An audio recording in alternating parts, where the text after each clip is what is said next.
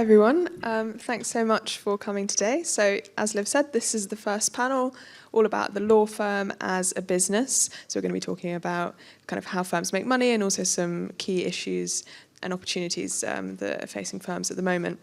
So just firstly to say thanks so much, Shruti, for that amazing keynote speech. I'm just going to ask the other panellists to just give a brief introduction of themselves, starting with you, Rebecca.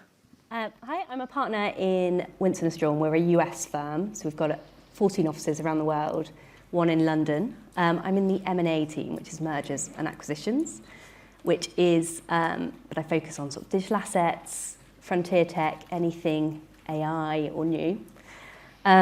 Career-wise, I loved Shruti's Lego example, but my tower is very, very mixed. So I trained somewhere else. I trained at Cliff Chance. I have been in-house. I've been offshore. I've been in-house again. So I've sort of had a bit of a wiggly career here. It's been a lot of fun. Great, thank you. And Simon? Hi, I'm Simon Maynard. I'm a partner at King & Spalding in London. At parties, which were a thing I used to go to before I had children, I would describe myself as doing what people actually think of lawyers doing, as opposed to what 99% of lawyers actually do, which is that I do argue for a living. I'm in what we call our international disputes group. My practice comprises about 50% international commercial arbitration, 20% investor-state arbitration, and the other 30% is before the English courts. Great. And Stephen? Hi everybody, I'm Steve Ratcliffe. I'm one of the partners in the employment and compensation team at Baker McKenzie in London.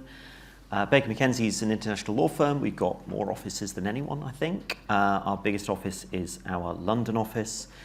My career is really dull compared to everybody else's because it's a straight line. I trained at Baker's in 2002. Please don't do the maths. To 2004. We're the same age. Are we? Really? Oh, okay. I think some of us have weathered it better than others. But I think, I became a partner in 2015. I was the training principal for 4 years until this July, and I'm also the co-chair of our Baker Women group, which is our affinity group focused on gender equality, which I may talk about a little bit more later. Amazing, thank you everyone.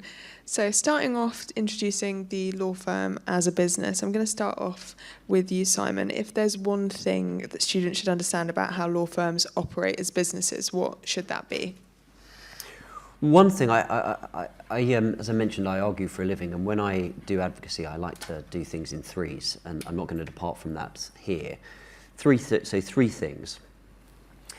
There are three key components to the law firm as a business. One is the amount that you charge out at.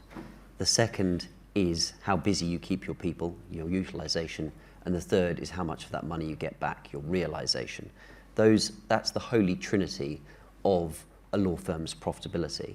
And those things will vary across businesses and across law firms. But every law firm is, no matter what its stripe, no matter what its complexion, is trying on those latter two to keep their people busy, however they define busy, and I'll touch on that. And they want to obviously collect as much of the money they're billing out as possible, because they don't want to be effectively operating at a discount to their headline.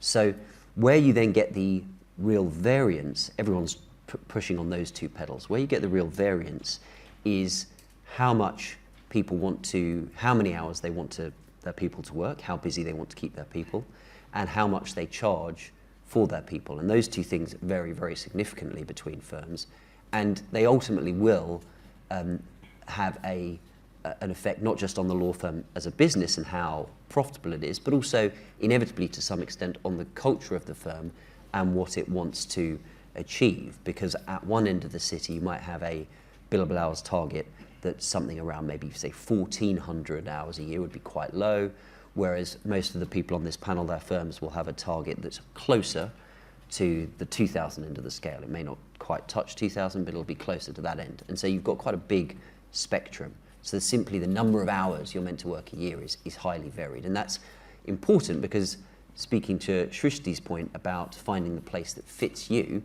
that obviously has an enormous influence on your experience as a lawyer at that firm, the amount of time you're spending there and the amount of time you have free for other things.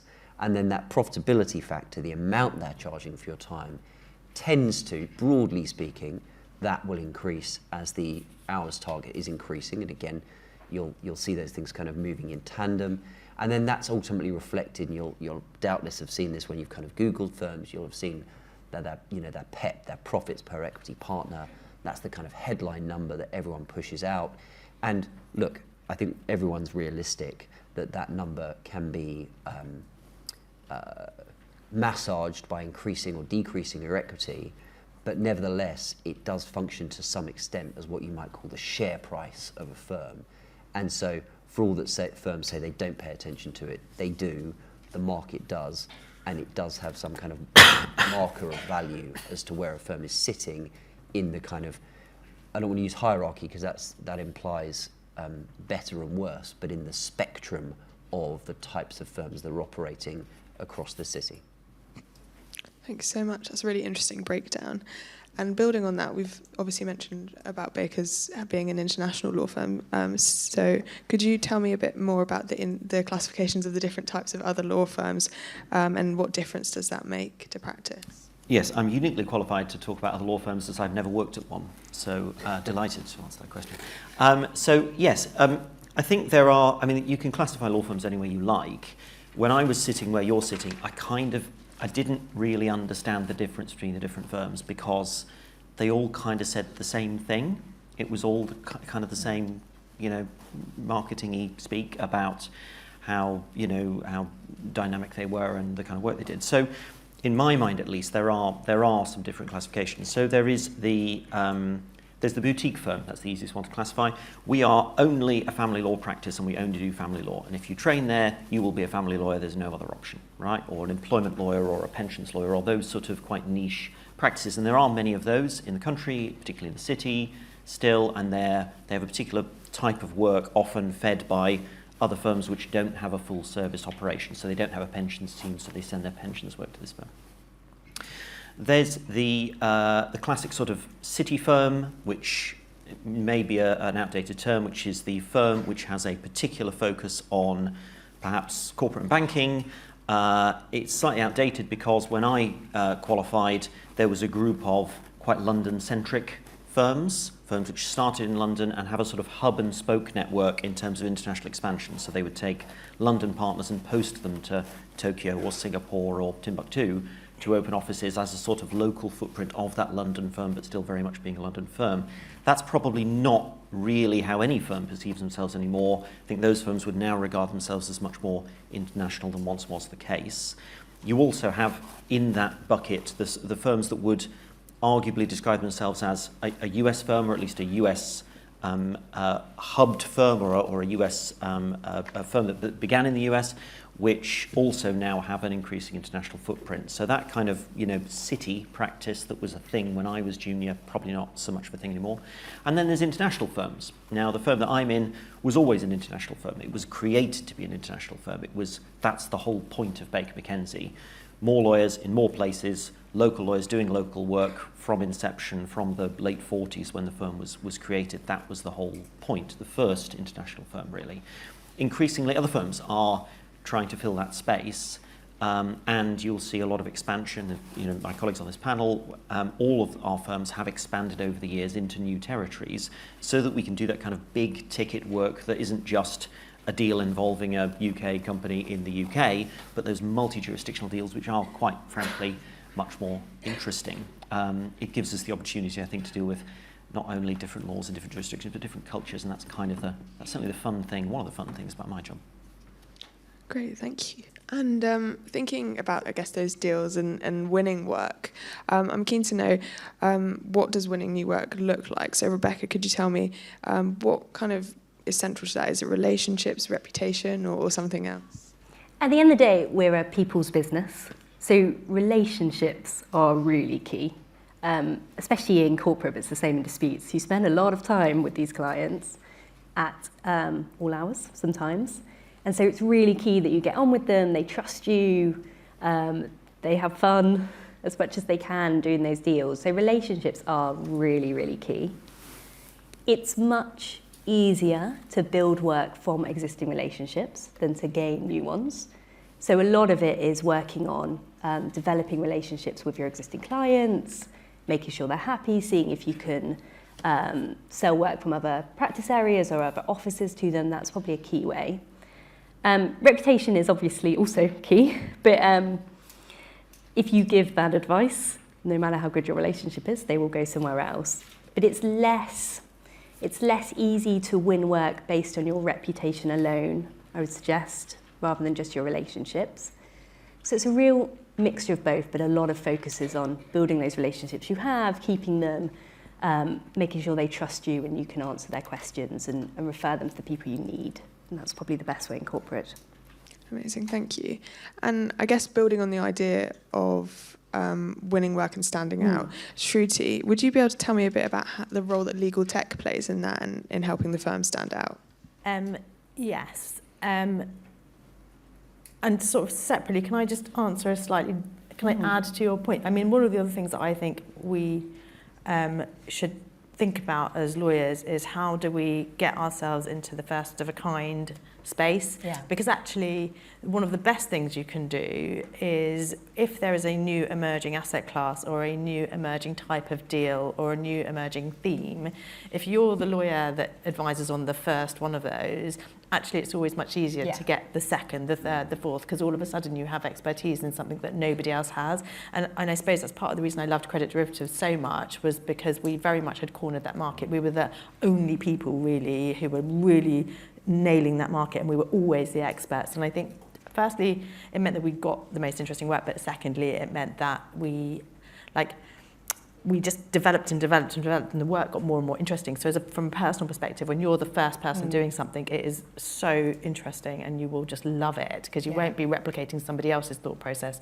You'll more often than not be creating your own. So that's just an aside. No, same in digital assets, to be fair. It's Exactly. the same. It's exactly You're the sort same. of coming up with the first solutions and then you can roll it out a bit more, but yeah. But legal tech, so we have more and more clients who are saying to us, well, actually, when you quote for a matter, so we're going to ask 3 firms, could you please do this? And what they'll want is a response from each of those 3 firms to say, this is how much it's going to cost, this is how we're going to staff the deal, this is how we're going to do it. And we're more and more finding that people are asking, and what legal tech are you going to use in order to ensure that you're not using people resource when you could be doing that work more efficiently. And so having a really good understanding as a firm about what tools are out there, what you should use when, and whether or not it makes sense to use something in a particular way proactively is really, really becoming increasingly important, because you won't win the work if other firms are able to come in cheaper and able to use technology to decrease the cost.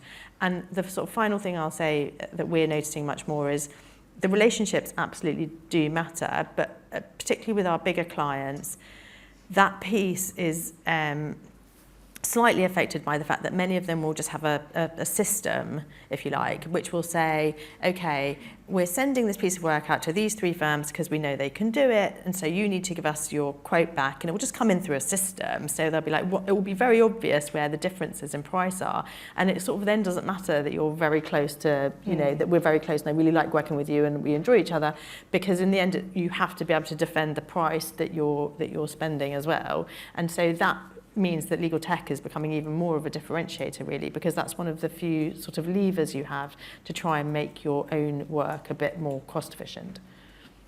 Great, thank you so much. And I guess moving on to continuing to think about business development and different ways to raise your profile.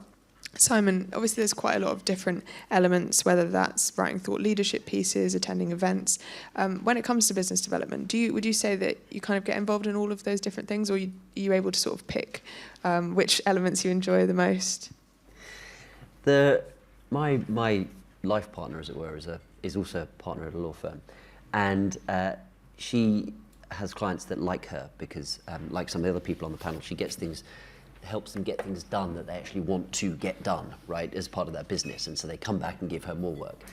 And that is the worst thing about being a disputes lawyer, because no one wants to be in contact with a disputes lawyer, because it means something's gone wrong. So that's the worst thing. That's the hardest thing about being a disputes lawyer, is that and in consequence, you don't get repeat clients quite in the same way, because obviously for a lot of companies as well, even big companies, they have a big dispute once in a generation. Like, it's not something they're wanting to do on a repeat basis. Now, why do I say that? Because that means that my perspective on business development is probably somewhat different to these guys. I mean, don't get me wrong, I absolutely endorse the relationship point.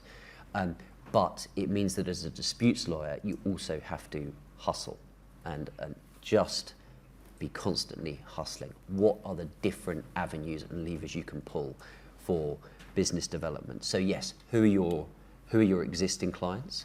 Who can those existing clients introduce you to? Are you doing a type of dispute that is replicable? So a great example of that would be, for example, there were a bunch of treaty cases, investment treaty cases against Spain, or there have been over the last kind of 15 years, and there were 40 or 50 of those cases. So if you got in the door quite early on one of those, very much like what Shruti was saying, you could roll that out and then kind of say, right, look, we're the guys who know how to do this, and then you could pick up a bunch of those. And so, and a colleague of mine in our Paris office did exactly that, and so they had a whole roster of those claims. So you can roll out an existing expertise. You can roll out kind of new product lines that might be operating in a new area. For example, you might say, right, well, we're going to be across data disputes, which is a relatively speaking new type of dispute that you're seeing. You've got to have or don't have to, but a good referral network is great. So this might be, and this is a little bit of a contrast. So you might have a referral network which consists of people in other offices in your firm, if you've got particularly if you've got a large international network, but it might also consist of people at other law firms in different jurisdictions who kind of have their ear to the ground, and you can refer work to them and vice versa. And the point that you shouldn't overlook in the referral network, and the reason I emphasize this is because I think I did overlook this, is the people you train with and your peer group at your every firm you work at, but particularly early on when you've got this big, potentially quite large trainee pool. Actually, we don't have a big trainee pool, but I imagine, for example, at Baker's with a big London office, you've got probably quite a big trainee intake, and some of these people will stay at the firm, but a bunch of them won't, right? And some of them will go in-house, and you will grow with them, and they are also a really useful kind of resource to you, so don't overlook them. So I think thought leadership was also mentioned in the question, and again, those are other levers you can pull, but let me park it there. The point is, you cannot have too many levers to pull to give you different avenues to bring in business. I think that's a really interesting point. And I also really like the point about networking with your trainees, because they're going to be really useful perhaps in the future for potentially being future clients as well. Sticking on the point of trainees, just before we move to the delegate question, so if you haven't put any in yet, please do. Stephen, I'm keen to know, as a trainee, how could you sort of start to think about raising your profile and getting involved in business development? It's a good question, and it's an important question, okay? Because some of the things that you do when you're quite junior in practice, including as a trainee, are possible habits that might help you a bit later in your career, and particularly when it comes to potentially partnership if you stay in private practice. So I think the best way to explain this is disabusing you of the notion that partnership is anything like any other job application in the world, because your firm, whichever firm you happen to be at the time, will not publish a vacancy for partner and allow you to apply and put your CV in and go through an interview process. That is not how this works, okay?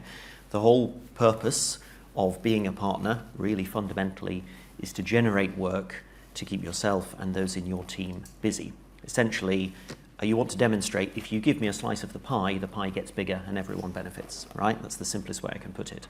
Now, if you think, okay, that's somewhere towards the end of the line or further down the line in your career, you can cement some good behaviours at an early stage in your career. So, to pick up on a couple of points already made in the panel, number one, most important, make sure you give the right advice and you do your research properly, and you are in a position where you can say, this is definitely the right advice. With the appropriate level of humility, you don't have, to Shruti's point, the 20 years of experience the person you're speaking to does, but it's very, very important, to Rebecca's point, you've got to get it right, and you've got to take your own responsibility. Don't come to your supervisor with, it could be this, it could be that, I'm not really sure what's the answer, right? That's not your role even as a trainee. That's number one, basics essentially. Number two, relationships.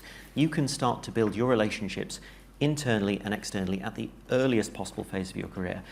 Something I did when I was very junior, and I'm very candid about this is entirely due to a lack of self-confidence. But when I was very junior, I would give a piece of advice to a client, and if the client came back to me to ask for another piece of advice, I would do that piece of advice because I was delighted. They trusted me enough to come back to me a second time. And even if I was busy, and even if it meant I'd be working late at night, and even if I wasn't really sure what the area of practice was that I was dealing with, I'd go away and I'd research it and I'd do that piece of work. And I realised that is just the most basic suggestion, but it's so important because the number of people I've seen throughout their careers who've said, you've done a piece of advice, they've got the little kernel of a relationship with someone, and then the next piece of work has come along and they say, wow, a bit busy, find somebody else. Okay, that is a relationship which is gone, potentially, but probably gone.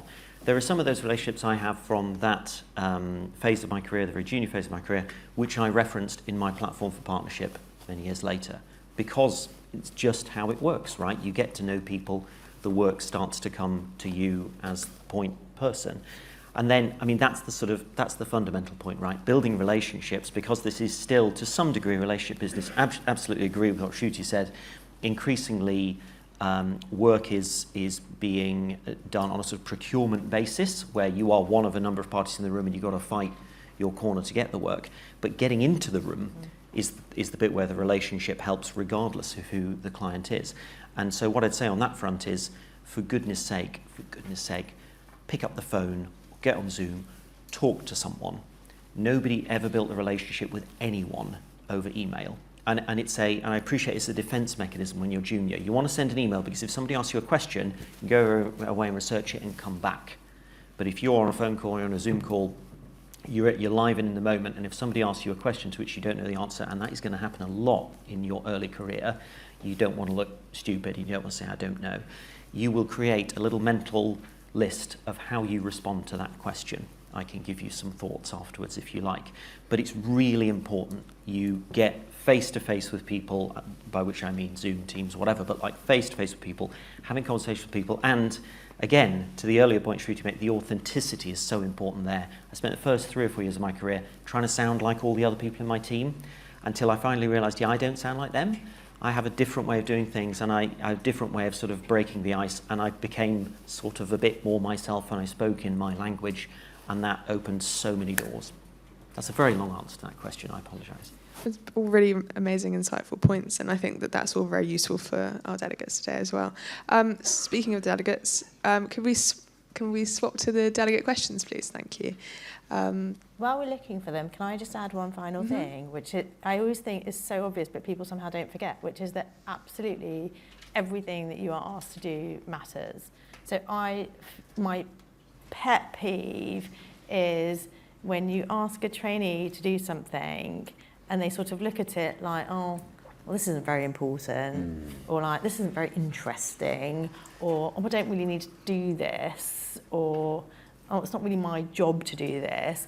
Like, and then you get back some sort of slightly half-baked rubbish, and then the trainee wonders the entire rest of their seat why they're not kind of going up the food chain and being given the more interesting, more complex work that everyone around them seems to be getting. And I just think, actually, my entire career, even today, like everyone in my team will tell you, I treat every single email that goes out from my inbox, every single anything to anyone, as though it really matters.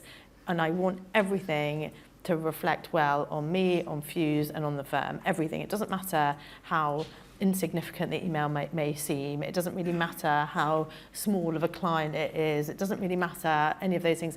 I just want to know that everything that I have put out has been done to the absolutely best of my ability. And I think when you do that consistently, then people do trust you, because the story of Fuse, I always think it sounds very frivolous, like as if I just turned up in the senior partner's room and they were like, sure, Shruti, go do it. And that is actually how it happened.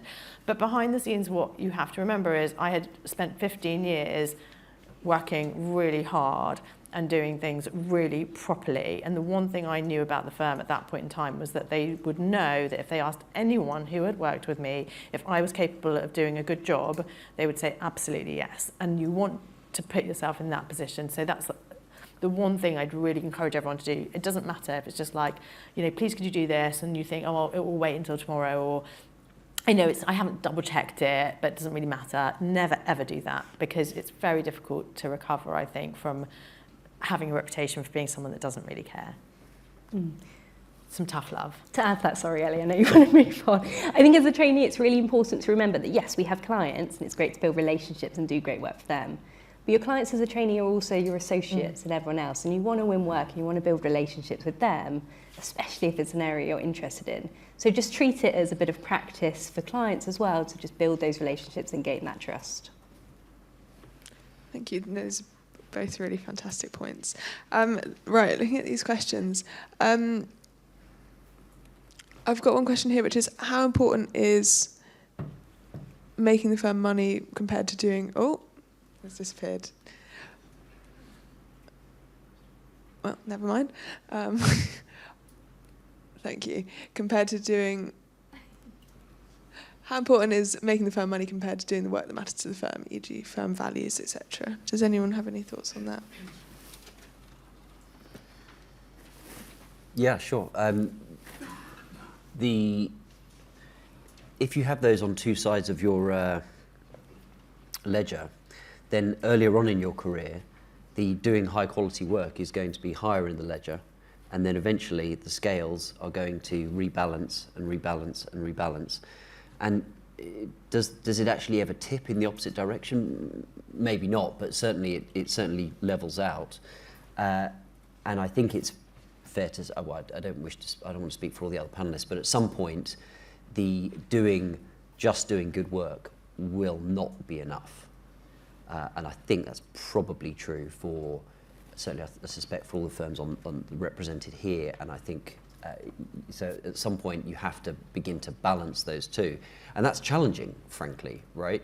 There's a phrase, you know, what got you here won't get you there, and that's very much the case. You know, doing good work will get you a good reputation as a trainee, and as a junior, as associate, and as a mid-level associate, and maybe even all the way up to kind of senior associate, but it's not going to get you to partnership, just doing good work. At some point you have to start at least showing an ability to generate work, which isn't quite the same as actually generating work, but you at least have to show the potentiality for generating work. And that, I think it was you, Stephen, who mentioned the habits early on, and I would think that's a great point. Just try things. You have to kiss a lot of frogs, but try things. A lot of those things, a lot of those ideas you have, or maybe this will work, maybe I can reach out to that client. You'll do a lot of emails where you just won't get anything back, a lot of articles where it won't really generate any noise, lots of things that don't, lots of roads that are dead ends, but even by doing that, you're showing that you're looking at that side of your practice, that you're alive to the need to develop that side of your practice, and that's vital. Great, thanks so much. And I can also see a question here for you, Rebecca, which is about in-house experience. And if I can add to that slightly, just kind of, I guess perhaps what you learned from the in-house experience, and obviously why you've decided to make that transition there and back. Yeah, I think in-house experience is fabulous. I think it really focuses your mind on the type of advice you want to receive.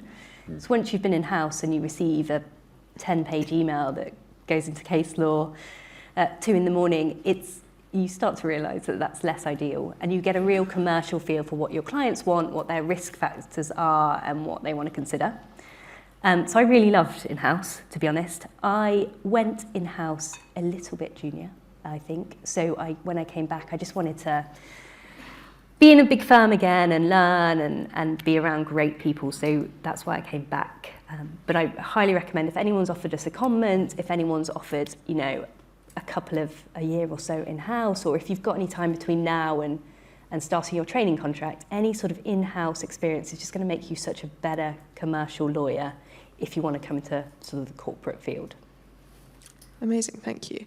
I'm going to turn back to my questions now, if that's okay, everyone, to look at some key trending issues that are going on in the profession. I'm going to start by looking at government and regulatory changes, starting with you, Stephen.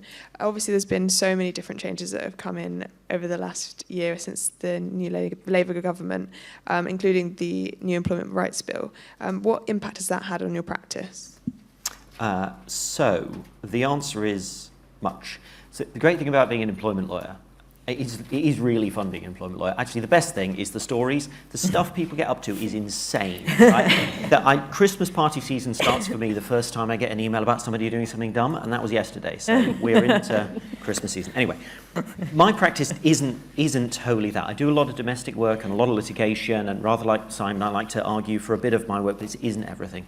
I also do an awful lot of international work, an awful lot of sort of project-based work. If you want to move employees, carve out employees from a particular group of companies in 50 jurisdictions all at once, that's us, right? That's what we do.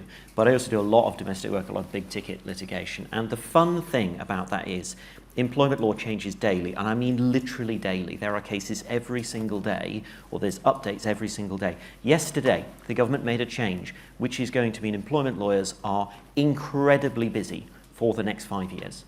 Yesterday, it was in the press. Government said, we're knocking the cap off unfair dismissal compensation. Why does that matter? It means every claim is worth an infinite amount of money, theoretically.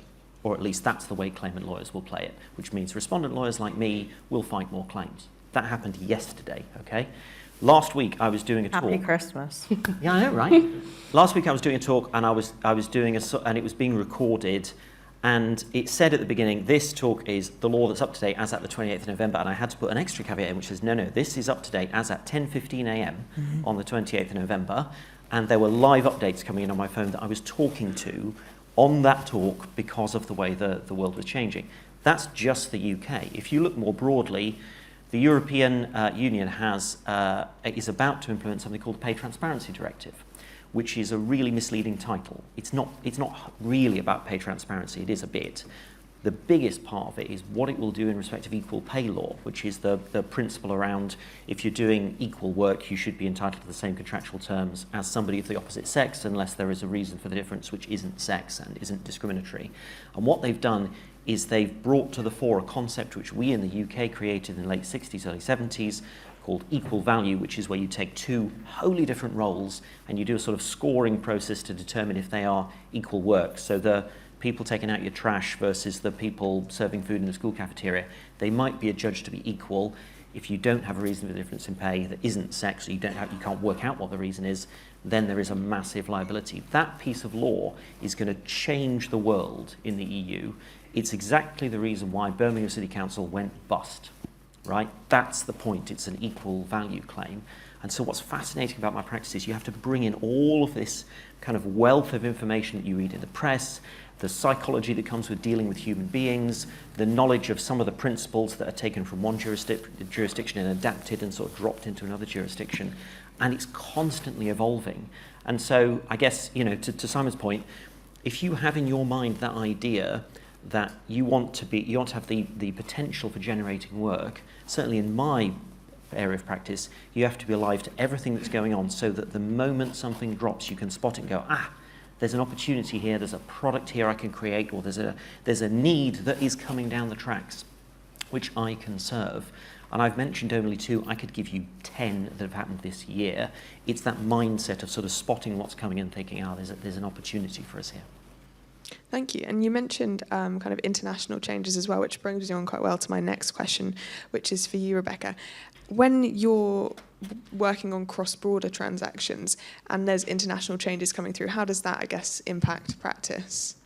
Yeah, so in the sort of digital asset world especially, everything is always so global. And so laws generally aren't created in a vacuum, and people will look, the UK will look to the US, see what they're doing, they'll look to the EU and see what they're doing and try and find sort of a place where they will fit. So we have a lot of horizon scanning globally to see what might be coming here. It's always great to have great relationships with our US offices, but also local councils wherever you are, to keep you updated with things, just so you can keep an eye on what's coming and what might affect clients. It's exactly to Stephen's point of just spotting what might be an issue now, what can I kind of develop and what can I warn people about. Amazing, thank you. And I'm also keen to move on to talk a bit about diversity as well. I'm going to start with you, Simon, if that's okay, as you're a leading advocate for disability inclusion. How do you see the profession evolving to better support disabled lawyers, and what role can trainees play in driving that change? Well, there's an enormous scope to play a role because we are, to be candid, a long way behind. There's about 5% of lawyers in the city openly have a disability. That percentage drops down when you're talking about law firm partners. If you look at the figures for the KCA that make up KCs, again, you're looking at below 5% for disabled lawyers. The stats are not good. That sits against a background of a quarter of the population having a disability. That number, I should be candid, is lower for the working age population. It's more like between 15 and 20% for the working age population. So there is a long road to travel. I think we're probably something like 15 to 20 years behind where we are with gender equality. So I would suggest, and this is only, I would suggest that there is no area of diversity where there is more action required than disability inclusion. We still lack a large number of open role models. You look around, who are they? Who are the people you look to in law or indeed any other profession that are openly disabled? And it's quite difficult outside of the kind of Paralympics and there's that kind of niche area. It's quite difficult to think of those people who are really champions for it. So we have an issue with role models, and so I think anyone at any level has the opportunity to be a role model if you are doing it. Just being open about the fact that you have a disability is frankly makes you a role model in your own right, I think. And then when you join a firm, you should be looking to ensure, if this is an area of interest to you, that they have appropriate policies to enable, in particular, the requesting of reasonable accommodations. And that's still, even just that most basic thing, which is a legal right, still as a matter of process, isn't dealt with often very well. There isn't typically a clear process by which you would make a request for a reasonable accommodation. There often isn't a mechanism to follow it up. It's often not clear who you would make that request to. And so you're having to kind of cast about and go, well, who do I have to tell about this thing that I need to enable me to do my job? So I think there's a long road to travel. And so the exciting side of that is to say, well, okay, we're in the foothills, but that means I can make a real contribution to improving the situation for people with disabilities. Fantastic, thank you. And Stephen, just to quickly touch on as well, you chair Baker Women. What changes has this group made so far? Yes, and when I talk about Baker Women, I'm the co-chair of Baker Women along with an amazing arbitration partner called Kate Corby. To Baker Women, I have to sort of start almost by excusing myself. I am not female, and I'm here talking about the group which is intended to help promote gender equality in my firm. I mean, that is the sort of slight elephant in the room, and I have to explain why. And the reason why is because I'm an employment lawyer, and I don't mean because I know about discrimination law. I mean because in employment law, even in the city, it's a female-dominated practice. When I joined my team, the partners were 80% female. There have been times in my practice where the entire department was 80% female. And that, it never really registered, honestly. That was just normal. That was just the way it was. And so when the UN He for She campaign came along in, 2016, 2017, and there was a sort of call for male allies, I became part of that, and I was asked to join the Baker Women group, which has been around for a lot longer than I have in Baker's and will be around for a long after I've left, I'm sure. But that group was looking for male members for the first time to help promote its goals. And I spoke about my career journey and the role models and the bluntly brilliant female role models on whose shoulders I now stand, and how I didn't quite understand how different that was from everybody else in the city, pretty much, having that as my background. So that is my explanation for why I'm the one sitting here talking about this. The answer to your question, I think, Ellie, is Baker Women has done a lot for which I take very little credit. I simply sit and help steer strategy, but has done a lot in terms of focusing the attention of our firm on equality of opportunity really for women, and in particular the career trajectory. If you look at a lot of law firms, you will find that those entering the profession as trainees are heavily majority female. We've had some trainee intakes which are 80% female actually, but majority female. And then you probably have something of a majority female contingent, certainly in our firm, all the way up to senior associate level, and then there is something of a cliff. And that has been a massive area of focus of mine and of the wider Baker Women group. As a result of that, one of the things that the group has lobbied for and which is in place is a program called RISE, which is a mentoring program done internally, not just for London lawyers, but for lawyers all across the EMEA region, to identify great female talent coming through the pipeline and to get to them early and talk to them about the opportunities available for them in the firm, and to help, with the aid of a mentor who's one of the partners in the firm, to help them get to the next stage in their career. Now, my view is that we need to expand that further. We need to get people at the earlier stage. We need to get to people at your stage, because a lot of the people I spoke to, a lot of the female lawyers I spoke to at that senior associate level who might be on the verge of that cliff, had checked themselves out of contention some years before, often because of a misunderstanding of what partnership was and what it looks like, and whether the absence of a role model in their particular practice meant that they couldn't be a partner, and that was very sad. And something we all, as law firms, need to work on, and something I think my firm, amongst them, needs to work on by getting people at that more junior level. So great things that the group has done and the firm has done, more to do, and I'm sure that's true of every law firm. Thank you so much. That's some really interesting points. So it's great to hear from you on that. And finally, before we wrap up, I want to finish off with some questions about AI. I guess I'm going to start with you, Shruti. Could you explain a bit about Fuse and what you do with that? I can, but you're going to hate me if I just add one more thing to this. Am I allowed? I'll be really quick. Go for it. Just on the point about, I think sometimes this conversation gets lost in translation, which is, I think everyone in this room should remember why diversity matters. It matters because if you have everyone in a room all basically saying the same thing, there is no point in having the extra third, fourth, fifth, sixth person. What you actually need to get to a good answer is diverse perspectives. And to your point about disability and good role models, actually one of the very first companies that we ever had in Fuse, and one of our most successful legal tech companies, was born out of an idea of a guy called Fergus who was visually impaired.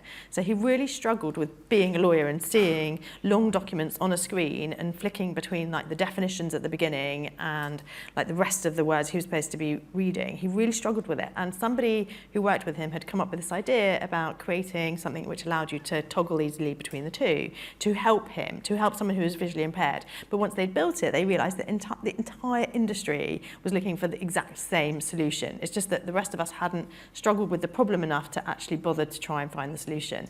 And we now have that available to all of our lawyers in the whole firm globally. It's one of our most successful products, but it was built out of really a need to fulfil someone else's different perspective.